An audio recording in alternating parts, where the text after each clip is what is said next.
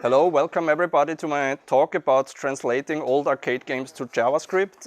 I'm Norbert Kehrer, I'm from Upper Austria actually, and I would like to tell you a little bit about a project I made 10 years ago for Java and now about 1 year ago again for JavaScript. And let's start. It's about automatic program translation, and that this is an exciting thing. At least it was for me. The objective was for me to make an exact conversion of the original very old arcade games from the 70s, 80s. Yeah, obviously there is a traditional way to do it, to do this with so-called emulators. Probably you know all of them, all of you what this is.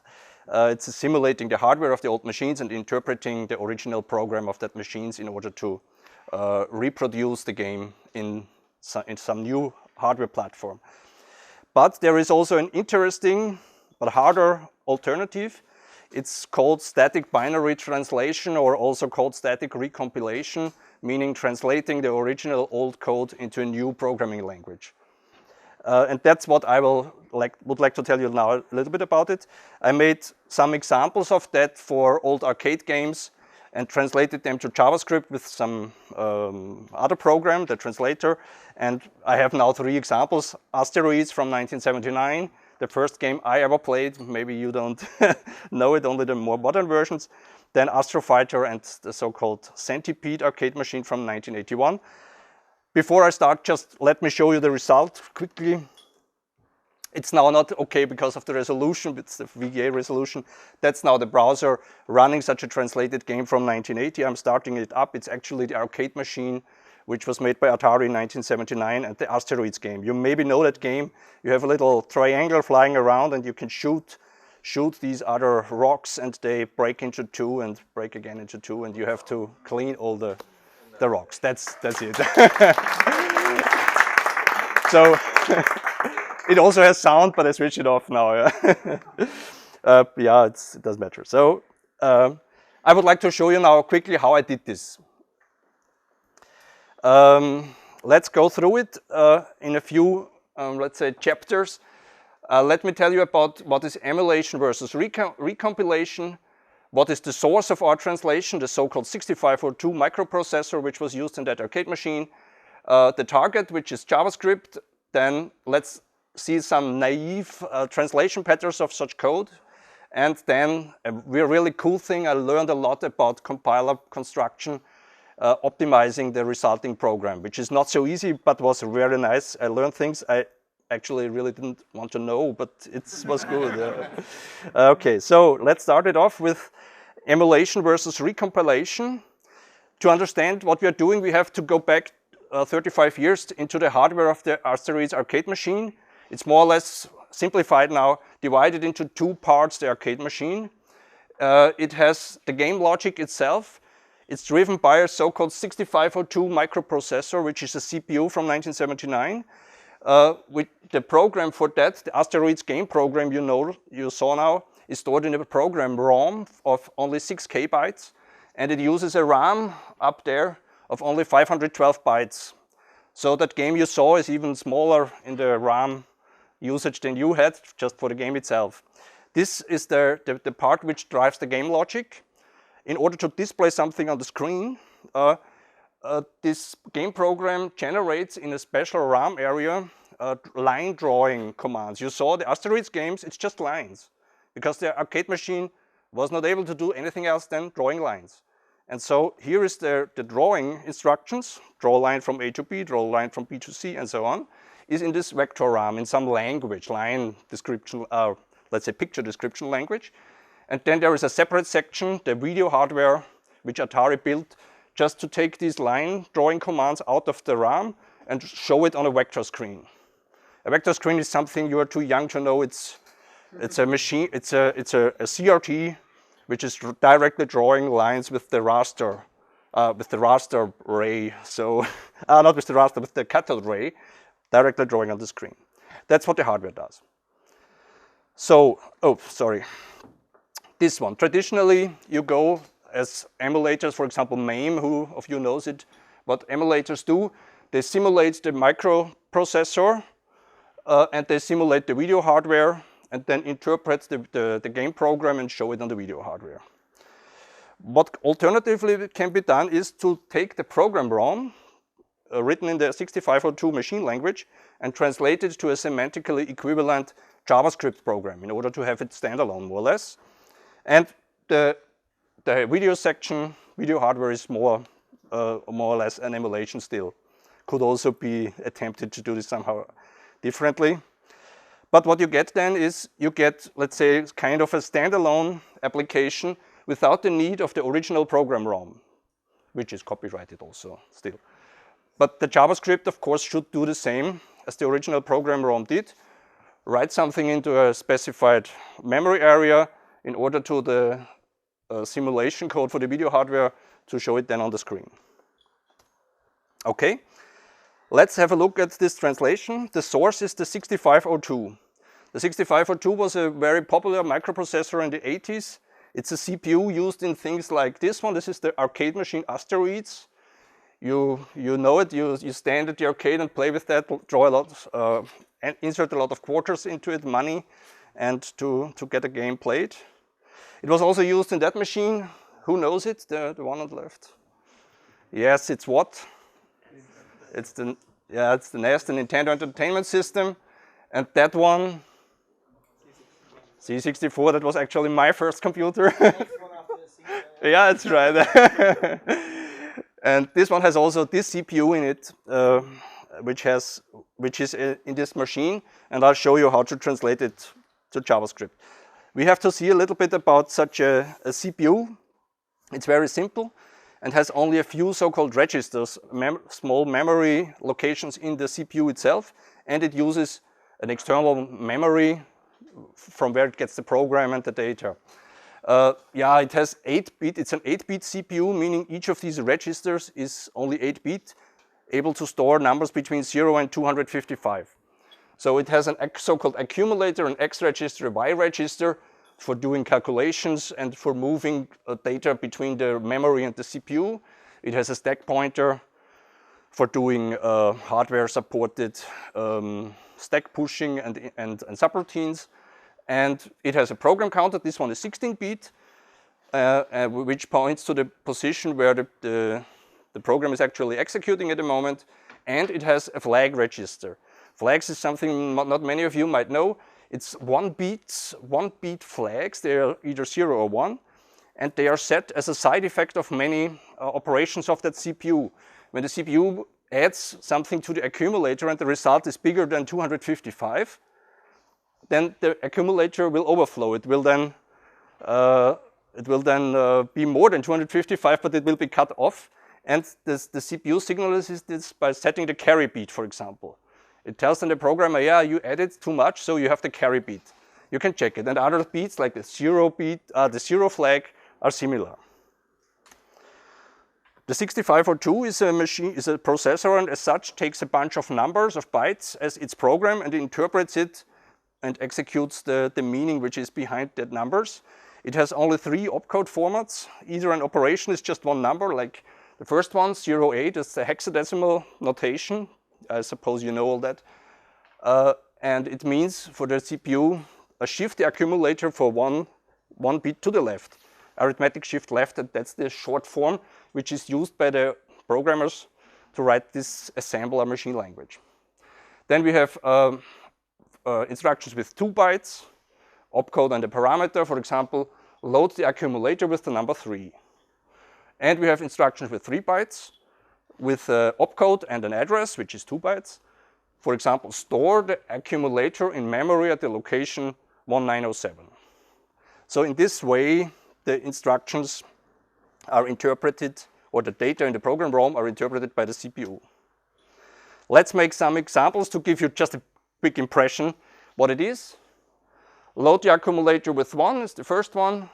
Store the accumulator in 1000, meaning in memory at location 1000. Increment the X register or add 7 to the accumulator. This kind of commands is what the CPU supports.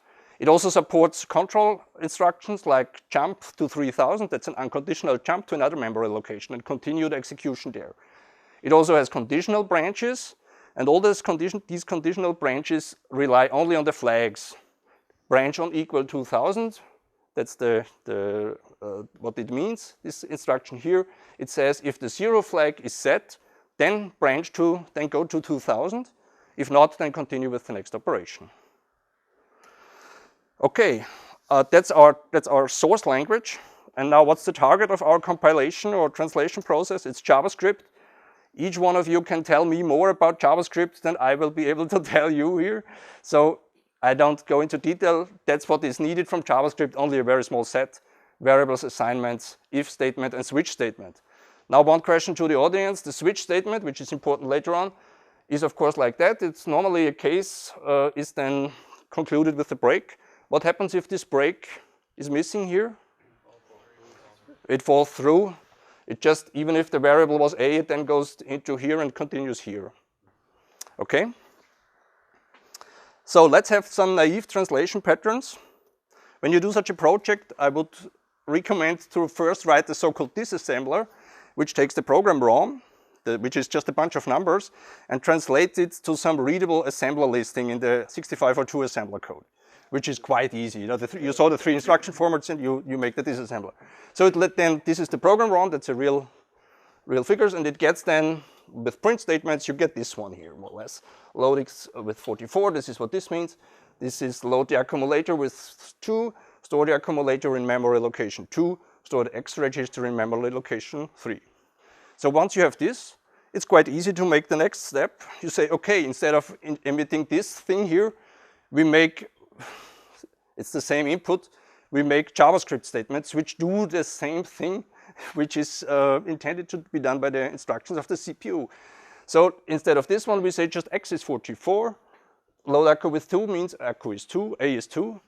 Then the memory should be an array just in JavaScript with each address an array element.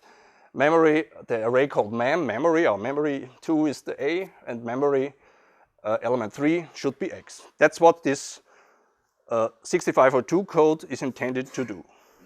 So quite easy. More formally, yeah, the registers of the CPU just get variables. The flags I made just also variables, it's C and N, even if it's only 1 bit, but it doesn't matter. The memory is just an array with 65,536 elements because the CPU cannot address more than 64K. Okay, let's make some easy translation examples. Yeah, load accu with 1000 gets the first one. A is memory 1000. Store accu in 1000 gets memory address, memory location 101 is this one, and so on. Incrementing location 1000, increment means increase by 1. So it's then translated to memory 1000 is memory 1000 plus 1. That's all. What's that garbage here?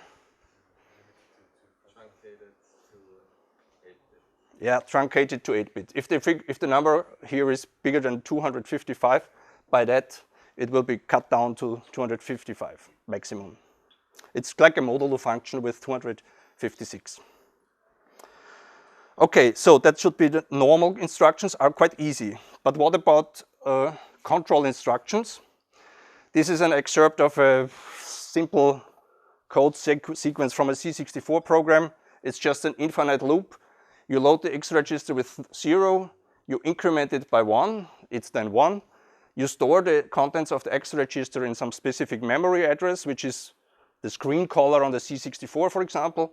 Then you jump back to 1002 to address 1002. So it's an infinite loop, just always incrementing X and storing that into the screen caller. So it gets then some strange pattern on the screen.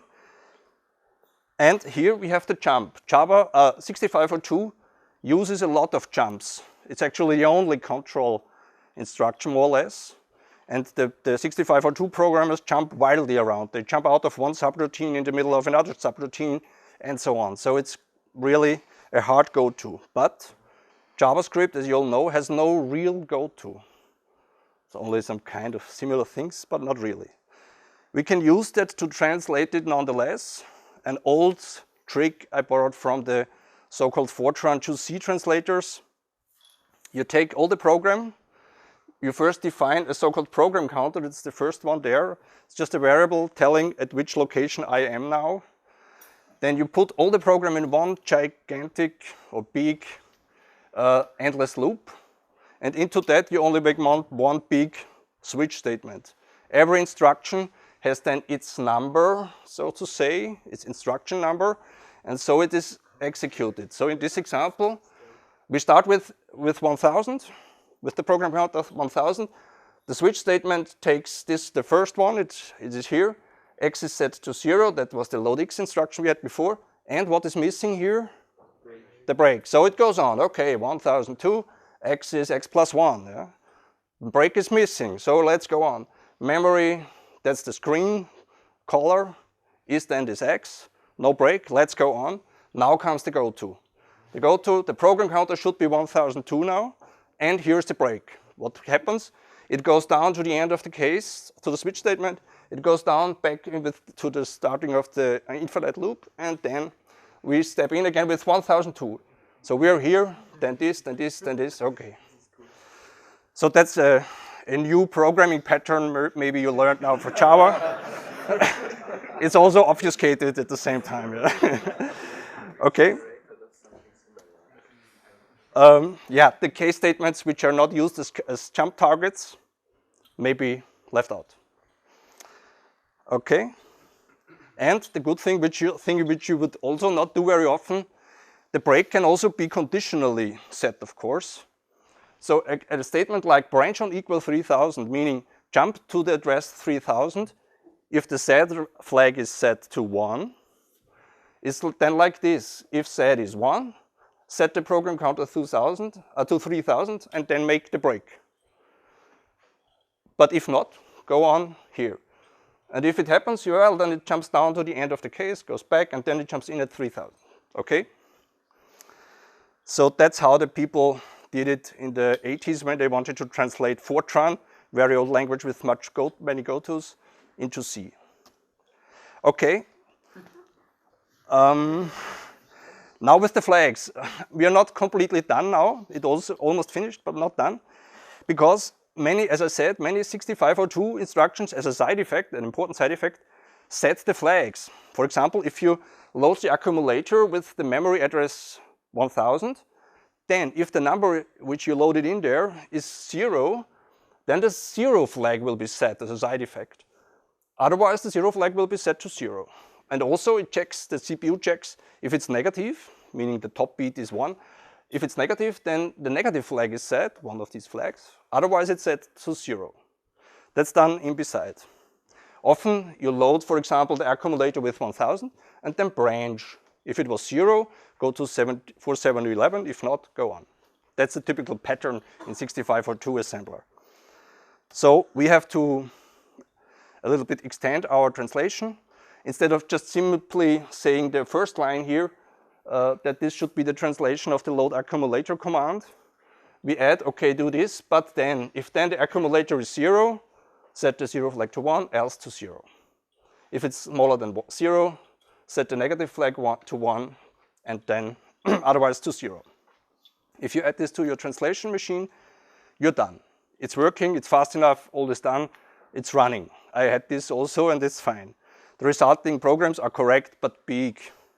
Why? Because they have some redundant code in them. That's something which you might know from compiler theory or from compiler construction courses you had at university when you have the naive compilation. Because the first instruction we saw here in such a little program segment of 3 instructions. The first instruction says load the accumulator with 1000. That's okay. Then the second one, load now the X register with the memory location 1200, and then branch to 4711, depending if the X is now 0 or not. So this is translated with the rules we got now into this one. Have a short look on this program. What don't we need here? If statements on the top. The first if statement, we don't need it. Why? It calculates, depending on the accumulator, the Z variable. Here, Z is not needed. Then we go here. Z is also not needed. And here, now depending on the X value, Z is again calculated. It's overwritten without being used in between. So it is redundant. You don't need it. It's the same. And also hit this one, the negative flag here, the N flag, is also not needed anymore because it's overwritten here and not used in between. If you have such a pattern, you can remove these two if statements and smaller, make your code smaller. How about the next one? This if. Here the Z flag is calculated. Do we need it? Yes, because it's needed here then for the if. And this one, the N, this variable, we don't need it. Why? Why do you know? Because we're not using it. Yeah, the program now goes on here. Here we don't use it. But what if it is used here, within the if or after the if?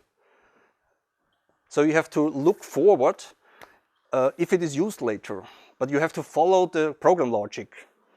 If the if statement goes to somewhere else, you have to look there, how it goes on from there. And if the if is not true, it will go on here. So you split up your translation, your tree. So yeah, actually the first one we need. The second one cannot be very easily determined if we need it. So, but to really determine if this is needed or not, you need something, some concepts of compiler construction, which I will not go into detail now. It's called, you maybe know it from university classes or something, it's actually a so-called liveness analysis problem. When the people who are writing the GNU CC compiler and people who are writing the JavaScript engines, they are thinking about these kind of things. There is a known algorithm, you can read it in compiler books, it's called fixed point iteration, and you can use that. This is what I used to remove these calculations of redundant flags. So that's actually more or less all I wanted to tell you about it. From that on, you can try, and I got also a little bit drawn into this, which is very nice as a learning experience. You can try to do it more elegantly with so-called data log programs. That's the fixed point iteration in a logical way. You can go further directions. You can make more optimizations, combine several instructions, which could be made 4-to-1. You could find out high-level structures if there is some while loop in it and not use the strange construct I used here for the gotos, but detect the while loop and make a while loop in JavaScript, and so on. You could compile this also not to JavaScript, but to, for example, LLVM. And then you have a lot of other possibilities where you compile it further to JavaScript with mscripten or to C or something else. You could try something I never tried and looked at, this ASM.js. Who knows it of you? Yeah, okay. I don't know it, but maybe you could make the output look like that to have it even faster, and so on. So it's a lot. The optimization part is very interesting. It was, at least for me. So that's all. I quickly summarize. I showed you the browser label Asteroids as an example. Showed you how the initial program or the original program looks like, namely the 6502 processor, whose language it is written in. I showed you how to translate 6502 code to JavaScript as an example. And I told you a little bit about interesting challenges in redundant code elimination, which come out from that. So that's all I wanted to share with you. Thank you for giving me this opportunity.